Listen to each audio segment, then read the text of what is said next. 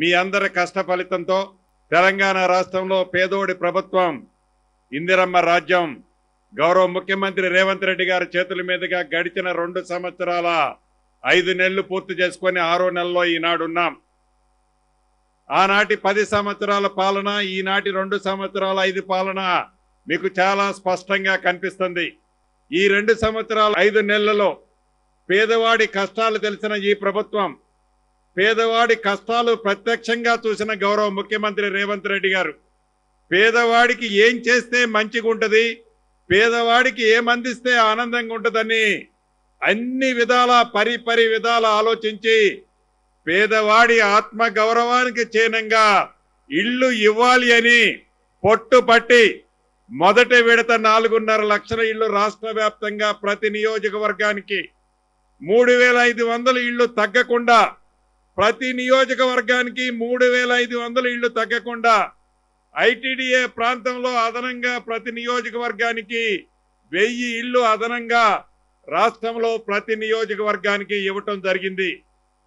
పదే నేను ప్రతి నియోజకవర్గం 3,500 ఎందుకంటున్నానంటే, ఆనాటి 10 సంవత్సరాల పాలనలో మీరు చూశారు, గజ్వేలు, సిరిసిల్ల, అదే రకంగా ఇంకొక సిద్దిపేట, ఆ నియోజకవర్గాల్లోనే డబుల్ బెడ్రూమ్ ఇల్లు కనిపిస్తాయి. ఇక రాష్ట్రంలో ఈ ఆదిలాబాద్ నియోజకవర్గాలు కానీ, ఈ గిరిజన ప్రాంతాలు కానీ, ఈ పేదవాడు గూడాలు తండాల్లో ఉండే కష్టాలు కానీ ఆనాటి దొరలకి కనపడలే. దొరల పరిపాలనకి ప్రజాప్రభుత్వం రేవంత్ రెడ్డి గారి పరిపాలనకి తేడా ఇది. ఈరోజు ఏ గ్రామానికల్లా వెళ్ళండి, ఏ గూడానికల్లా వెళ్ళండి, ఏ తండాకన్నా వెళ్ళండి, ఏ డివిజను ఏ వార్డుకన్నా వెళ్ళండి, ఇది నాకు ఇందిరమ్మ ఇల్లు ఇచ్చాడు రేవంత్ అన్న అని వాళ్ళ కళ్ళలో ఆనందం. ఇప్పుడే కొటారిలో కులానికి చెందిన పీవీటీ గ్రూపుకి చెందిన వాళ్ళు సుమారు 26-27 ఇళ్ళు ఓపెనింగ్ చేసి వచ్చాం. రాష్ట్ర వ్యాప్తంగా సుమారు 1,20,000 ఇళ్ళు గ్రామీణ ప్రాంతంలో అర్హులైన పేదవాళ్ళందరికీ నీది ఏ కులమని అడగల, నీది ఏ మతమని అడగల, ఇల్లు ఇస్తే నాకు ఓటేస్తావా అని కాంగ్రెస్ కార్యకర్త ఎవరు అడగల. నువ్వు నిరుపేదవైతే చాలు, నీ నిరుపేద ఆత్మ గౌరవానికి చిహ్నంగా ఆనాటి 10 సంవత్సరాలలో ఆ ప్రభుత్వం విస్మరించింది. ఈ పేదోడి ప్రభుత్వం వచ్చిన తర్వాత ప్రతి పేదవాడికి ఇవ్వాలని, నీది కులం మతం చివరికి ఏ పార్టీ అని అడగకుండా ఈ ప్రభుత్వంలో ఈనాడు మీ అందరికీ ఇల్లు ఇస్తున్న సంగతి మీకు తెలుసు. ఏదో ఒక్కసారి ఇచ్చాం అయిపోయింది అని చేతులు దులుపుకోవటంలా, రెండోసారి ఇదే వేదిక మీద నుంచి గౌరవ ముఖ్యమంత్రి గారు కూడా చెప్తారు, 2.5 లక్షల ఇళ్ళు 2వ విడత ఇస్తున్నాం, 3వ విడత ఇస్తాం, 4వ విడత ఇస్తాం. అర్హులైన ప్రతి పేదవాడి ఆత్మ గౌరవానికి చిహ్నంగా రేవంత్ అన్న రాష్ట్రంలో ఉన్న అర్హులైన ప్రతి పేదవాడికి ఇల్లు ఇచ్చి తీరుతాం. ఈ మధ్య మీరు సోషల్ మీడియాలో చూస్తున్నారు, ఎక్కడ మీరు ఇల్లు ఇచ్చారని అడిగారు. నేను ఒకటే ప్రెస్ మీట్ లో వారిని అడిగాను, హైదరాబాద్ లో 10 సంవత్సరాల్లో మీరు కట్టిన ఇళ్ల కంటే ఎక్కువ కడితేనే రాబోయే అసెంబ్లీ ఎన్నికల్లో నేను పోటీ చేస్తా, తక్కువ కడితే నేను పోటీ చేయను. అదే రకంగా డ్రామాలరావు గారు, మీరు ఎక్కువ కడితే మేము ఎక్కువ కడితే నువ్వు పోటీ చేయకుండా ఉండటానికి సిద్ధమా అని నేను ప్రశ్నిస్తే ఆ ప్రశ్నకు సమాధానం లేకుండా సొల్లు పురాణాలు సొల్లు కథలు చెప్తున్నారు తప్ప పేదవాడి గౌరవం, పేదవాడి ఆత్మ గౌరవానికి చిహ్నంగా ఉండే ఇల్లు ఇవ్వాలనే జ్ఞానం వారు మర్చిపోతే మీ దీవెనలతో ఉన్న ఈ ప్రభుత్వం ఈనాడిస్తుంది. ఇప్పుడే కారులో వచ్చేటప్పుడు గౌరవ ముఖ్యమంత్రి గారు ఆదేశించారు, వచ్చే ఈ తడవ ఇచ్చే ఇళ్లలో గూడాలకి తండాలకి కావాలంటే అదనంగా ఇంకా ఒక 20-30 వేలు ఇళ్ళైనా అదనంగా ఇయ్యాల్సిన ఆ గూడాలు తండాల్లో వాళ్ళ ఆనందం వాళ్ళ ముఖంలో చూడాలన్నా అని ఆదేశించడం జరిగింది. నిజంగా నా అదృష్టం, ఈ శాఖ మంత్రిగా గౌరవ ముఖ్యమంత్రి రేవంత్ రెడ్డి గారి కేబినెట్ లో నేను ఉండి హౌసింగ్ శాఖను చేయటం నా అదృష్టం. అది పూర్వజన్మ సుకృతం. ఏదైతే ఏఐసిసి నాకు ఈ బాధ్యతలు ఇచ్చి గౌరవ ముఖ్యమంత్రి రేవంత్ రెడ్డి గారి సారథ్యంలో ఈనాడు పేదవాడి కల నెరవేర్చే అవకాశాన్ని నాకు రేవంత్ అన్న ఇచ్చినందుకు మనస్ఫూర్తిగా మీ అందరి సాక్షిగా వారికి మనస్ఫూర్తిగా కృతజ్ఞతలు తెలియజేస్తున్నాను. ఎందుకంటే అనేక గ్రామాలు చూస్తున్నాను.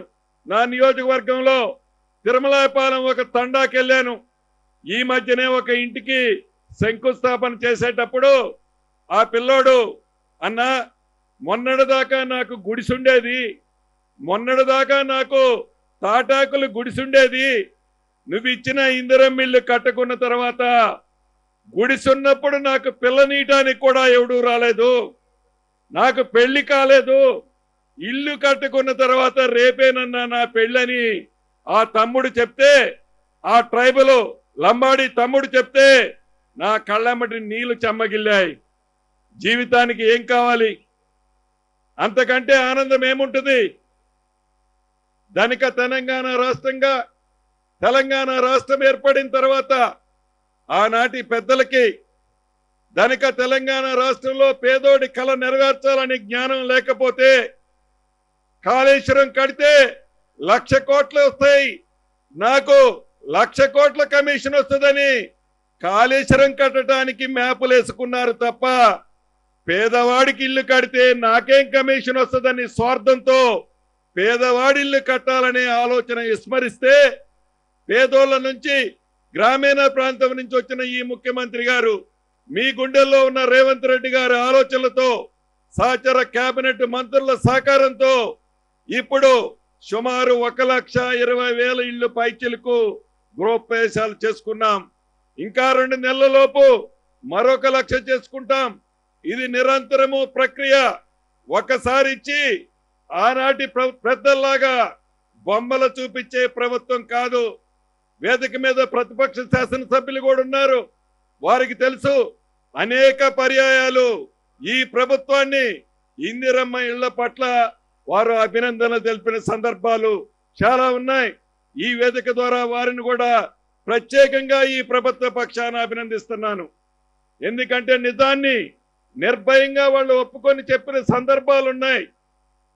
ఈ ప్రభుత్వం గౌరవ ముఖ్యమంత్రి రేవంత్ రెడ్డి గారి నాయకత్వంలో భవిష్యత్తులో ఇందిరమ్మ ఇళ్ల విషయంలో నీది ఏ కులమని అడగం, నీది ఏ మతమని అడగం, నీది ఏ పార్టీ అని అడగం, ఇల్లు ఇస్తున్నాం కదా ఓటు నువ్వు నాకే ఏమని కూడా అడగం. ఆ అవ్వకి, ఆ చెల్లికి, ఆ తాతకి, ఆ తమ్ముడికి ఇల్లు ఇచ్చింది రేవంత్ అన్న గుర్తు వాళ్ళ మనసులో వాళ్ళ యాదిలో ఉంటది. తప్పకుండా వాళ్ళ దీవెనలు ఈ ప్రభుత్వానికి భవిష్యత్తులో కూడా ఉంటాయనే ధైర్యం ఈ ప్రభుత్వానికి ఉంది. అదే పద్ధతిలో చేస్తామని కూడా ఈ వేదిక ద్వారా చెప్తూ ఈ రెండోసారి ఇచ్చే ఇల్లు ప్రతి నియోజకవర్గానికి 2,000 ఇస్తున్నాం. మీ అందరికీ తెలుసు ఆనాడు ఇందిరమ్మ ప్రభుత్వంలో ఫౌండేషన్ కట్టుకోను, మొండి గోడల వరకు కట్టు, స్లాబులు వేయకుండా చాలా గ్రామాల్లో 5-10 ఇళ్లు ఆగిపోయాయి. ఇల్లు కట్టుకుందామని మొదలుపెట్టి సొంత డబ్బులతో మొదలుపెట్టిన తర్వాత ఆ ఇంట్లో బిడ్డ పెళ్ళుండో కొడుకుకు చదువుండో సగంలో ఆగిపోయిన ఇళ్లుంటాయి. 10 సంవత్సరాల్లో దొరల పాలనలో గృహలక్ష్మి ద్వారా ఎన్నికల 6 నెలల ముందు కాగితాలు ఇచ్చారు. గృహలక్ష్మి ద్వారా రాష్ట్ర వ్యాప్తంగా 4 లక్షల మంది నా ఆడబిడ్డలకి కాగితాలకే పరిమితమయ్యాయి.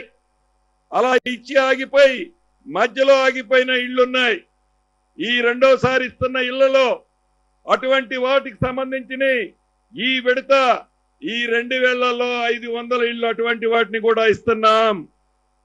పోయినసారి దానికి ఈసారి దానికి తేడా సగంలో ఆగిపోయిన ఇంటికి ఆ ఆగిపోయిన ఇంటి పరిస్థితిని బట్టి దానికి కూడా రేవంత్ అన్న మీకు కానుకగా ఇవ్వబోతున్నాడని చెప్పడానికి సంతోషిస్తున్నాను. ఒకటే మీకు చెప్తున్నా, మీ నిబద్ధత చూస్తుంటే, మీ ఆనందం చూస్తుంటే ఇట్లా సూది కిందేసిన ఆ శబ్దం మీరు స్పష్టంగా వినిపడే విధంగా మీరంత నిశ్శబ్దంగా క్రమశిక్షణతో కూర్చొని ఉన్నారు. చాలా సంతోషం. నేను మాట్లాడిన తర్వాత ఎవరూ లేకొద్దు. గౌరవ ముఖ్యమంత్రి గారు వారి మనసులో ఉంది ఈ గిరిజన ప్రాంతమైన ఈ ప్రాంతంలో ఇంత పొద్దుపోయిన తర్వాత కూడా మీతో చర్చించాలని కూర్చున్నందుకు మీరంతా కూడా ముఖ్యమంత్రి గారి ప్రసంగం పూర్తయ్యేంత వరకు కూడా ఇదే పద్ధతిలో ఉంటారని మనస్ఫూర్తిగా చెప్తూ చివరగా మీకు చెప్పదలుచుకున్నది ఒకటి, ఇది ప్రజా ప్రభుత్వం. ఇందిరమ్మ ప్రభుత్వం అంటే మీకు తెలియంది కాదు. పేదవాడి కష్టాలు తెలిసిన ప్రభుత్వం, పేదవాడికి అండదండలుగా ఉండే ప్రభుత్వం, పేదవాడికి భద్రత భరోసా కల్పించే ప్రభుత్వం.